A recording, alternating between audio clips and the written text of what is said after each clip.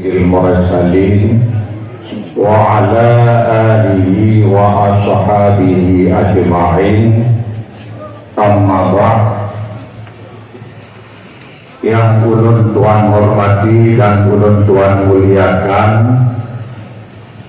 Abu pimpinan daerah yang kita cintainya serta keluarganya, yang ulun Tuhan hormati dan ulun Tuhan muliakan, Mamandung abu-abu gure-gure sebagai pemateri, yang ulun Tuhan hormati dan ulun Tuhan muliakan, Mamandung Dewan Guru, Talabah serta Kawalid yang nampak daya yang kita mencintainya, seluruh abu-abu, abi, abah, walid, dan yang ulun Tuhan hormati dan ulun Tuhan muliakan, bapak-bapak dari pemerintah, seorang yang alim, seorang waliullah, yang perkataan itu apabila tekanan kepada lahirnya salah, apakah memang salah atau tidak, boleh mereka mengatakannya atau tidak, dan bagaimana andai orang awam yang mengatakannya. Pertama-tama perlu oleh bertanya tak ketahui siapa sebenarnya wali itu. Di dalam kitab Jami' Karamatul Aulia disebutkan bahwa wali itu adalah orang yang seluruh perkataannya dan perbuatannya tiap saat muwafakat dengan syariat. Maka tiap orang yang perkataannya atau perbuatannya berbenturan dengan syariat, maka bukanlah ia sebagai seorang wali. Andai pun ia bisa terbang di udara dan sanggup berjalan di atas air, kalau perkataannya atau perbuatannya berbenturan dengan syariat, itu wali. Orang yang selalu di dalam taat, baik dengan perkataan atau dengan perbuatan, tak berbenturan utuh dan buat dengan syariat. Menyo berbenturan utuh atau buat dengan syariat, kan itu wali. Andai pun ia sanggup terbang di udara dan berjalan di atas air. Satu. Dua, bolehkah seorang wali tahu bahwa ianya sebagai wali? Bolehkah seorang wali tahu bahwa dirinya itu sebagai wali? Nah, disebut di dalam Jami' Karamatul Aulia, kata Ustadz Abu Bakar bin Farah, tidak boleh seorang wali tahu bahwa ianya sebagai wali. Kata Ustadz Abu Ali Ad-Dika dan muridnya Abu Qasim Usyairi, ya, boleh seorang wali tahu bahwa ia sebagai wali, akan tetapi persoalannya amat rumit.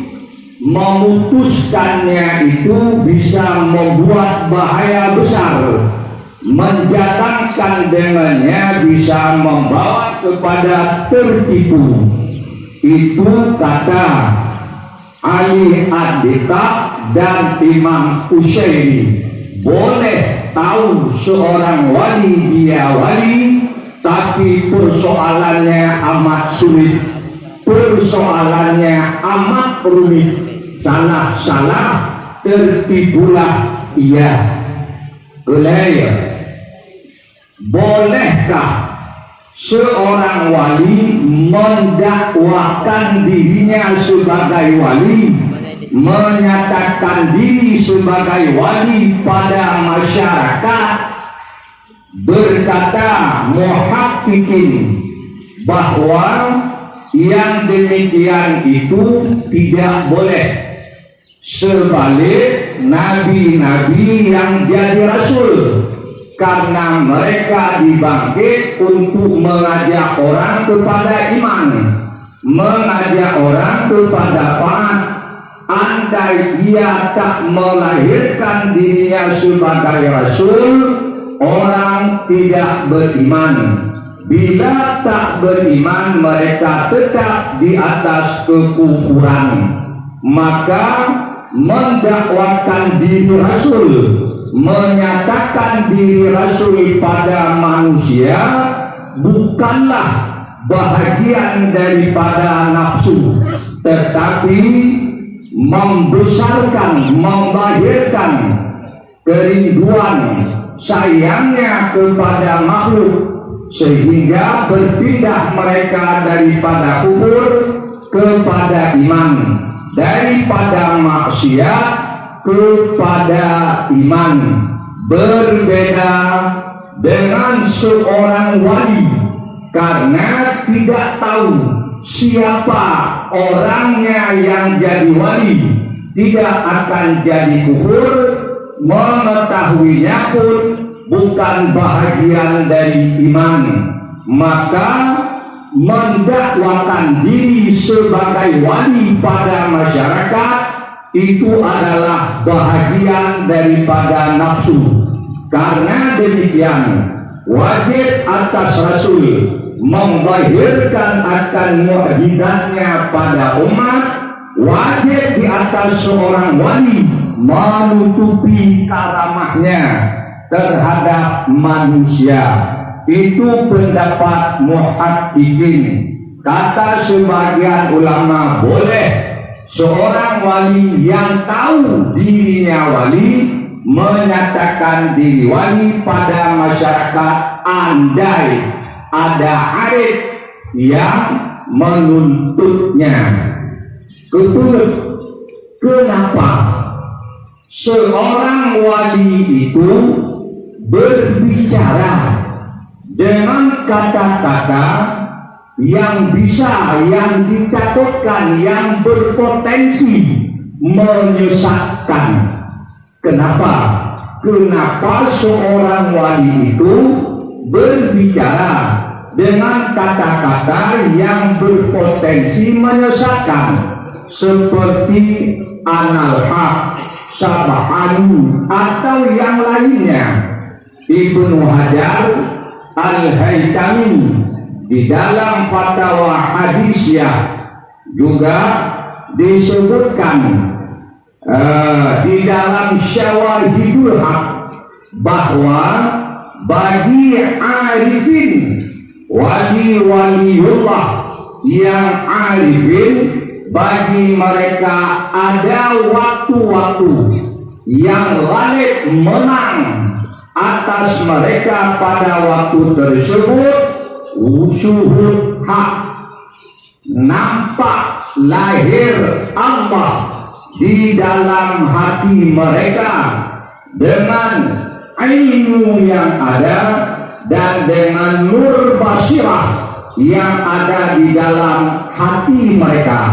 Dengan itu sesekali ghalib pada mereka syuhud hak, maka dikala sempurna bagi mereka itu syuhud, hilanglah perasaan terhadap makhluk, bahkan terhadap diri mereka sendiri. Tidak tinggal di dalam hati mereka ingatan, perasaan, kecuali hanya dengan Allah, karena mahabbahnya yang amat sangat, atau karena takutnya yang amat sempurna. Pada ketika itu mereka berbicara dengan lisan mahabbah, mereka berbicara dengan lisan urubul aqdas. Pada saat itu kadang-kadang mereka mengisbatkan untuk diri mereka apa yang oleh Allah mengisbatkan untuk dirinya. Kadang-kadang mereka mengatakan kata-kata dengan lisan mahabbah yang mewahamkan oleh orang yang dengar terhadap ittihad, terhadap hulul. Misal contohnya, mereka berkata bahwa Allah di hatinya, Allah itu berada di dalam hatinya. Ini adalah kata-kata mahabbah. Ada turah tanya putu urang bercinta. Sering orang berkata, di hatiku ada kamu. Sebenarnya nggak ada. Yang ia cintai jauh darinya, tapi lidahnya berkata, di hatiku ada kamu. Itu yang berkata pasti tahu, bukan orangnya yang berada di dalam hatinya, tetapi ingat dan cintanya kepada orang yang ia cintai, itulah yang berada di dalam hatinya. Sering orang berkata, di bajumu ada kamu, di sandalmu ada kamu, di mana-mana ada kamu. Itu adalah bahasa percintaan. Demikian arifin dikala amat sangat syuhud Allah Ta'ala lahir di dalam hatinya sifat mahabbah turun dengan Allah, maka mereka berbicara dengan bahasa-bahasa mahabbah, dengan lisan qurbul aqdas. Kun Ibnu Hajar Al-Haytami.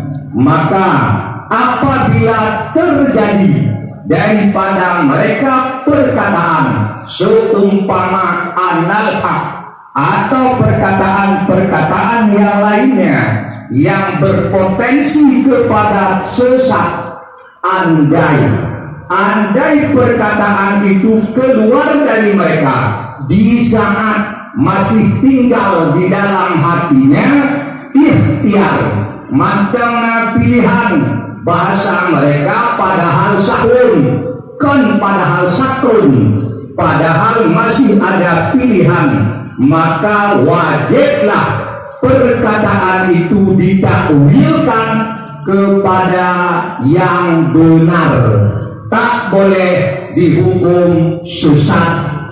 Apabila terjadi perkataan itu pada mereka di saat mereka itu satrun raib yang lainnya tak ada, tak tertinggal sedikit pun hilang pilihan daripada mereka, maka perkataan yang keluar itu tak ada hukum, karena pada saat itu mereka dihukum seperti hukum orang gila.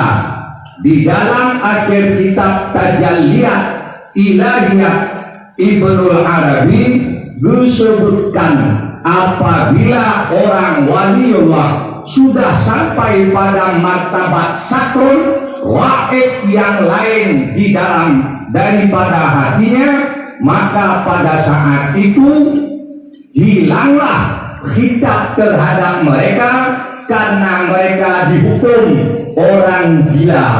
Kata Ibnu Arabi, sebaik-baik gila itulah dia. Maka bila keluar perkataan itu pada waliullah di saat masih ada pilihan padanya, wajib takwil kepada yang benar. Kalau di saat sudah sakron, tak ada lagi pilihan, mereka pada hukum orang gila. Perkataannya tak bisa dijadikan pegangan. Yang oleh Ibnu Arabi mengakui itu adalah majnun, sebaik-baik majnun itulah dia. Lagian di akhir kitab Tajalliyat Ibnul Arabi. Kemudian yang kelima, bolehkah orang awam menyebutkan sebagaimana yang disebut oleh mereka? Bolehkah orang awam berkata-kata sebagaimana perkataan mereka? Jawab, di dalam Manahil Irfan disebutkan perkataan tersebut amat besar mudaratnya di atas orang awam. Perkataan itu amat sangat berbahaya. Rasulullah bersabda, kalimun nasa bima ya'rifun wa da'u ma yunkirun.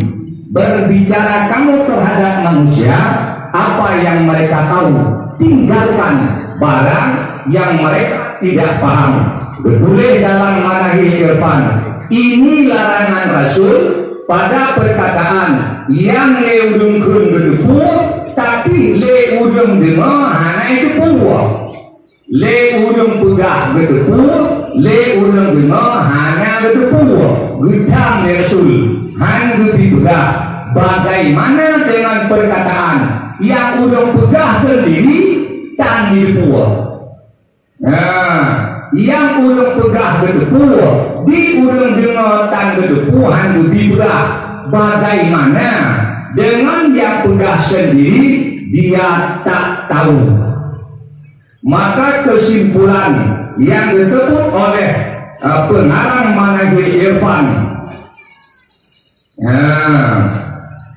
bahwa jika adalah perkataan yang diucapkan oleh orang yang mengucapkannya ia tahu, orang yang mendengar tidak tahu, maka tidak halal menyebutkan perkataan itu pada orang yang tidak tahu. Maka perkataan yang oleh yang berkata sendiri tak tahu, maka lebih lagi tidak halal disebutkannya, haram menyebutnya.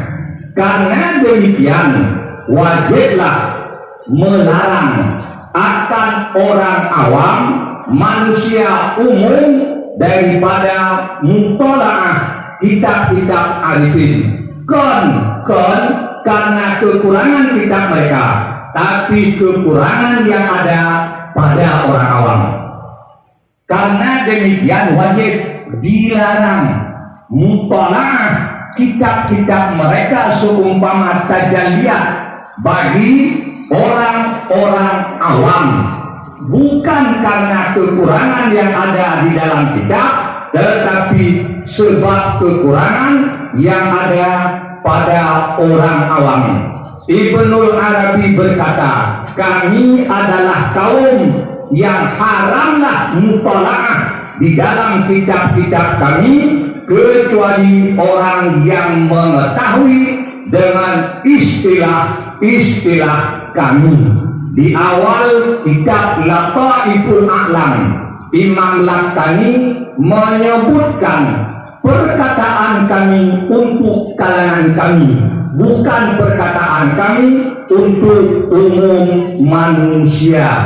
Demikian disebutkan di dalam Syawahidul Haq. Demikian juga disebutkan di dalam Manahil Irfan. Demikian juga yang ada di dalam kitab Imam Al-Ghazali.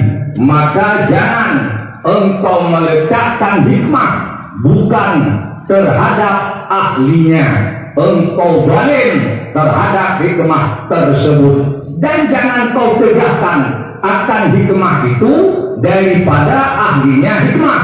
Andainya kau tegakkan engkau zalim terhadap mereka itu, maka tempatkan sesuai dengan orangnya masing-masing. inna lil hikmati haqqan wa inna laha ahlan fakti kulla bihaqqin haqqahu. Demikian yang dapat saya sampaikan, yang mampu ulun simpulkan daripada bacaan-bacaan yang ulun baca. Mudah-mudahan bermanfaat.